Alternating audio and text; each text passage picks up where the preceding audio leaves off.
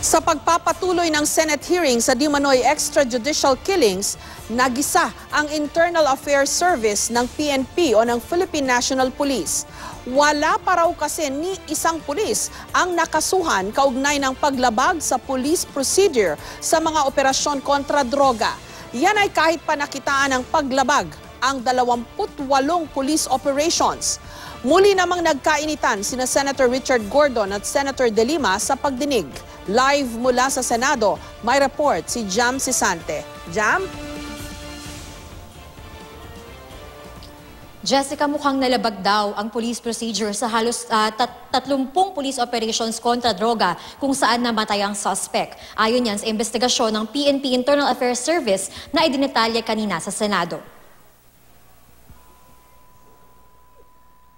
Mula raw Hulyo hanggang Setyembre, may 1,298 na kasong iniimbestigahan ng PNP sa mga operasyon ng pulisya.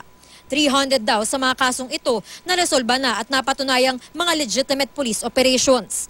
Pero may 28 na kaso na nakitaan nila ng sapat na basihan para sabihing may paglabag sa police procedures at posibleng masibak sa serbisyo ang mga sangkot na pulis. How many did you prosecute? Did you prosecute anybody? Did you find somebody in violation of all these rules and regulations? We have forwarded 28 cases for summary hearing, Your Honor, wherein we find that there is probable cause that indeed this... 28 of the 300 you found probable cause. Probable cause for what? That they violated the police procedure. Such as? Operational procedure, Your Honor, such as in the serving of the warrant. Pero aminado ang PNP na hanggang sa ngayon, ni isang kasong kriminal ay wala pa silang naisasampa. Ano malabas sa akin? Cosmetology ito eh. You know what cosmetology is? Yes, Your Honor. The study of beautification of an ugly person, right? Hindi exact yung definition ko. Papagandahin mo, pamalagyan mo ng makeup, correct? Nabisto rito yan. Nagalit si General De La Rosa, ituloy nyo, may kaso kayo, pero hanggang ngayon, hindi ba dapat isang linggo na yan eh?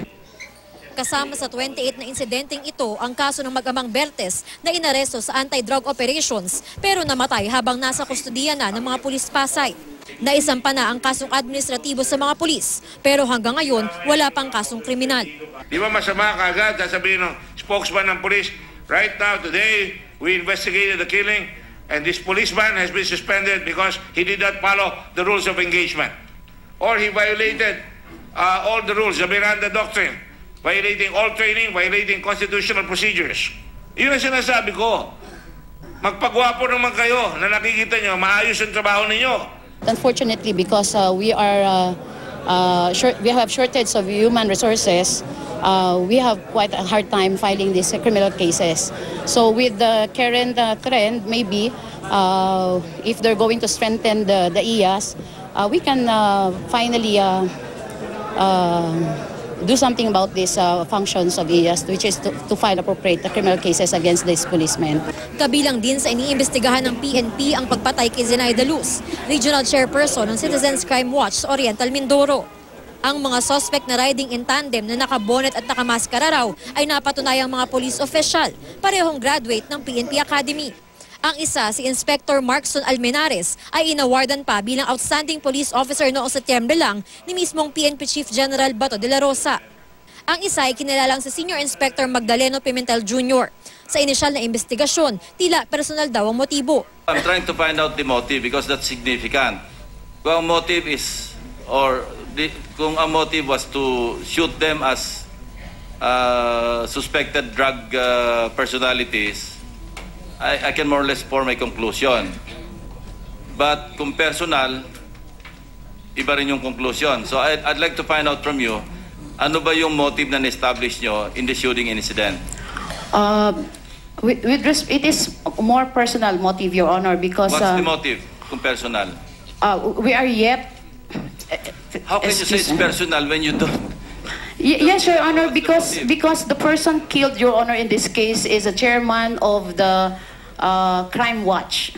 Crime Watch is not engaged into any illegal activity. So more or less, it's a personal motive on his part because he has no reason to. There is no reason for him to be killed because he's not engaged in any illegal activity. Pero bago talakayin ng di umano'y drug-related killings, nagkainitan muli sina Senador Richard Gordon at Senador Laila De Lima. Hiniling kasi ni De Lima na pagsilitain si Commission on Human Rights Chair Chito Gascon para magpaliwanag sa pahayag ni CHR Commissioner Roberto Cadiz na tila naduwag daw si Gordon na ipagpatuloy ang pagdinig tungkol sa extrajudicial killings. Yesterday you apologized to me and I did not even bring it up. Now you're going against the issue and you're going against the grain. Now let me just finish. You cannot control this the way you controlled it last time. I don't want to fight with you. I respect you, but let me just point out, I am not going to veer from the purpose of this investigation. I really do not understand when you make something.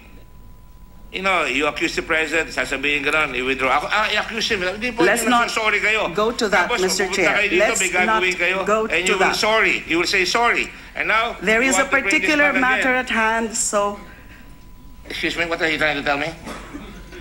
hindi po appropriate na kung ano-ano naman po ang hinahalo niyo na issue. Anong hinahalo? Ikaw ang naghahalo.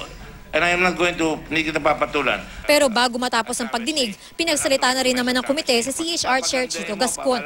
The Commission on Human Rights is always ready and prepared to assist the Senate committees in the great work it's doing of ferreting out the truth on this issue, on extrajudicial killings, as well as on all other issues involving human rights. Kinontra din ni De Lima ang biglaang pagtalakay ng komite sa panukala ni Senador Manny Pacquiao na magpataw ng death penalty para sa drug trafficking at heinous crimes.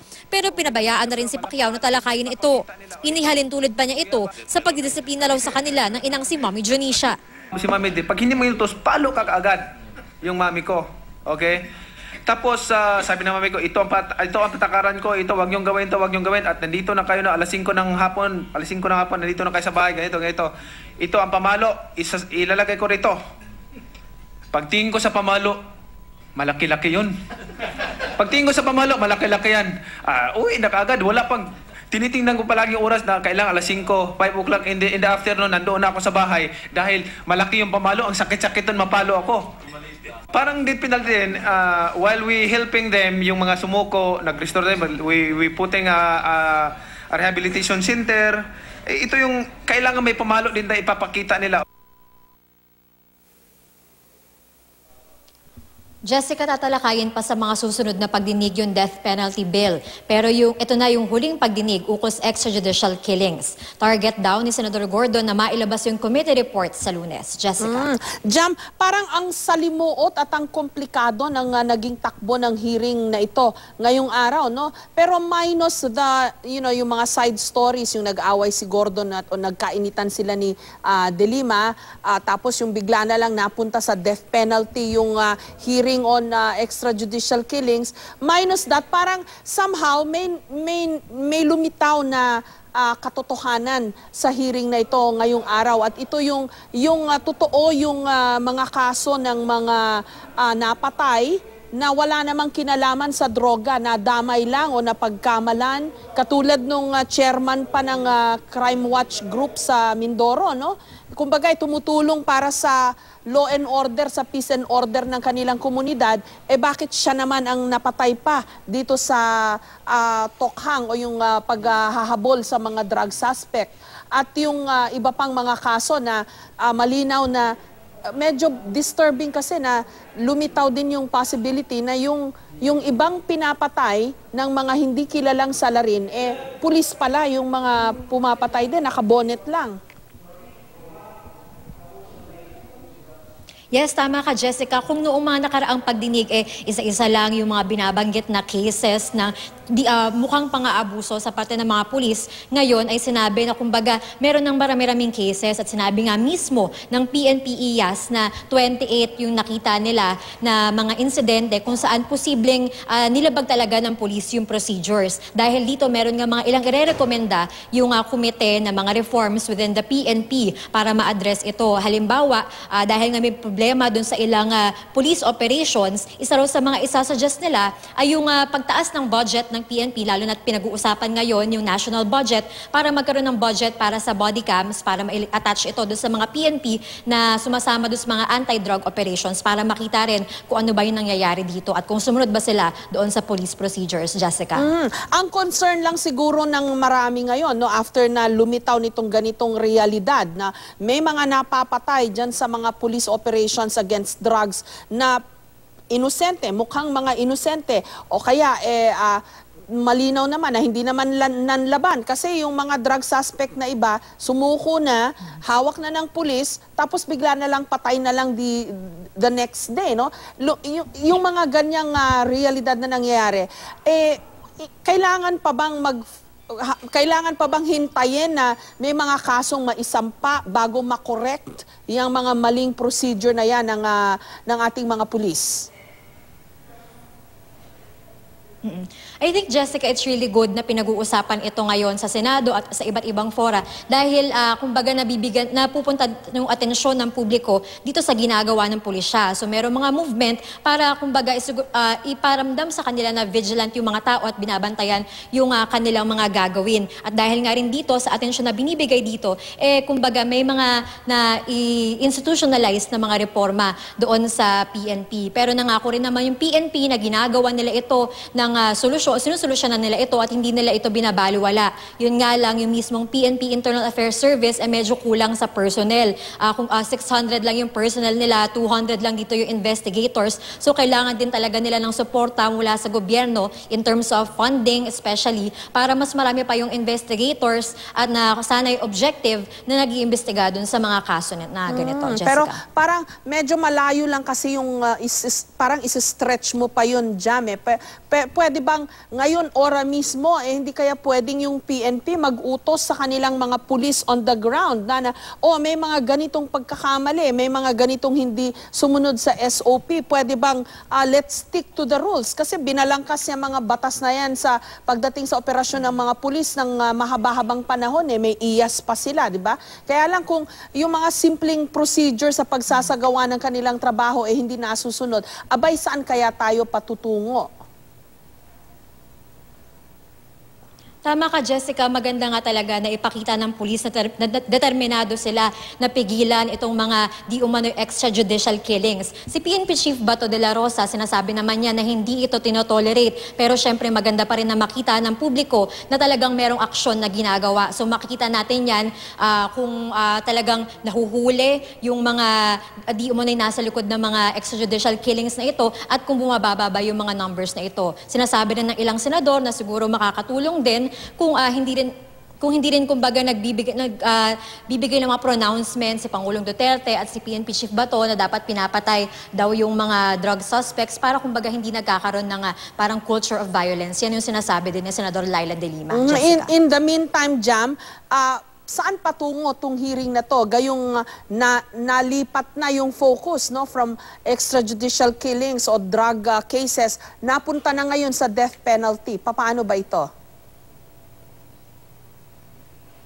Yes, Jessica, kanina nga sinimulan na ay lalabas daw yung committee report sa Lunes at meron doon yung mga ilang recommendations ng committee at kasama doon yung recommendations nila kay Edgar Matubato na sabi nila ay posibleng i-recommend nila yung filing ng perjury case against him dahil para sa komite hindi raw na-establish or hindi niya naiugnay si Pangulong Duterte talaga doon sa EJK. Tapos ipapagpatuloy pa rin yung pagtalakay doon sa death penalty bill para sa drug trafficking dahil marami para mga kukonsultahin na mga pulis, NBI at iba pang institusyon ukol dito, Jessica. Maraming salamat sa iyo, Jam Sisante.